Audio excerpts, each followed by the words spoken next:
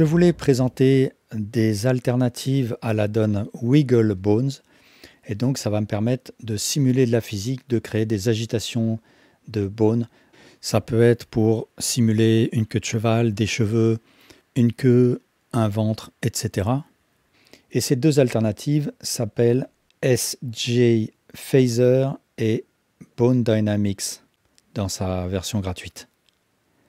Alors pour commencer, je vais supprimer mon cube et à la place, je vais créer une armature. Et dans mon armature, je rentre en mode Edit. Je vais tirer un peu la queue de mon bone vers le haut. Et je vais subdiviser, donc clic droit, Subdivide. Et je vais subdiviser peut-être 4 fois. Ensuite, je vais basculer en mode pause, donc CTRL Tab, et je choisis le mode pause. Et une fois que j'ai activé l'add-on, je vais ici, dans le panneau N, je vais aller chercher SJT, le petit onglet là, et je le déplie. Et voilà, donc j'ai toutes ces fonctions. Donc ce que je vais commencer par faire, c'est donner un mouvement à mon armature. Donc je vais sélectionner le bone qui est en bas. Ici, avec Shift F12, je vais ouvrir la timeline. Et je vais commencer par créer une keyframe. Donc je presse I. Et un peu plus loin, par exemple à la frame 20, je vais bouger mon bone sur l'axe X, par exemple. Je presse I. Et ensuite, à la frame 40, par exemple, je bouge mon bone sur l'axe Y. Donc voilà, j'ai ce mouvement. Alors maintenant, je vais sélectionner tous les autres bones. Et je vais cliquer sur Calculate. Et ça va directement me créer des keyframes pour chacun des bones. Et je vais voir ce que ça donne.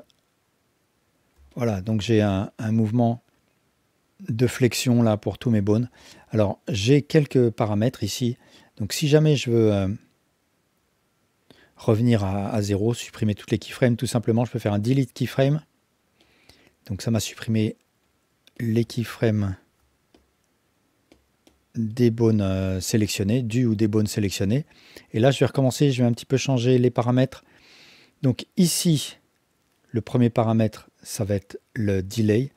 Et en fait, c'est en quelque sorte la souplesse du mouvement. Donc je vais mettre par exemple une delay de 10, le maximum. Et je fais un calculate et je lance pour voir ce que ça donne. Voilà, donc j'ai quelque chose qui est beaucoup plus souple. Récursion, ça va être en quelque sorte l'élasticité, la quantité de rebonds qui vont être créés. Je vais augmenter la quantité de récursion, je vais mettre 10 aussi. Je clique sur Calculate et je regarde ce que ça donne. Et voilà, là j'ai quelque chose qui rebondit beaucoup plus qu'avant.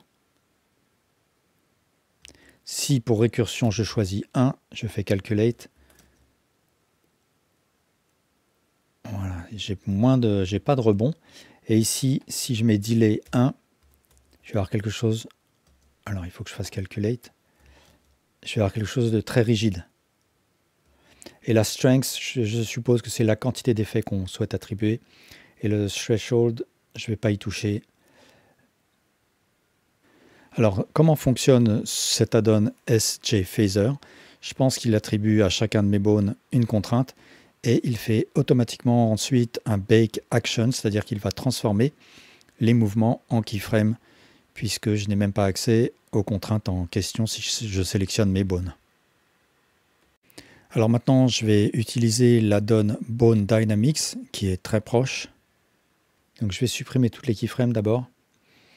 Et je vais refermer ce panneau. Je vais ouvrir à la place Bone Dynamics. Donc c'est la version gratuite, free. Et ici, j'ai plusieurs options. Donc en fonction de la rigidité que je veux donner.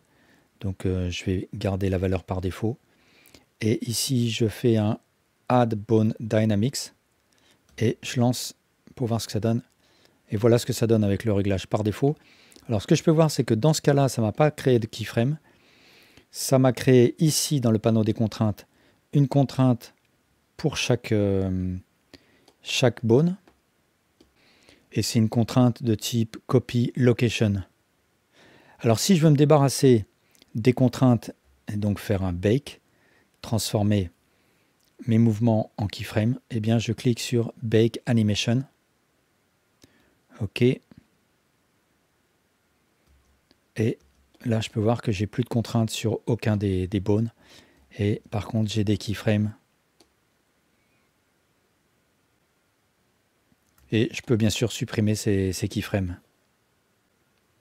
Alors, je vais faire un Alt R pour revenir à 0. Et je vais essayer une autre option, par exemple organique, Add Bone Dynamics. Et voilà ce que j'obtiens.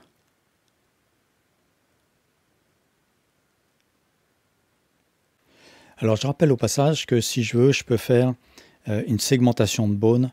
Donc là, je sélectionne mon bone, je vais dans le panneau Bone, et sous Bendy Bones, je vais segmenter mon bone. Alors là, je ne vois pas tellement la segmentation, mais si je vais dans le panneau Data, je vais choisir Viewport Display, Display as B-Bones. Et donc là, je vois bien que ce bone, il est segmenté en 3. Si je veux avoir des bones un peu moins épais, je peux le sélectionner ou les sélectionner et faire un Alt, Ctrl, Shift, S et les réduire comme ça. Ensuite, je passe en mode pause. Et ici, je vais créer mon animation. Donc, je clique sur Calculate et je regarde ce que ça donne. Et voilà. Voilà, merci beaucoup pour votre attention.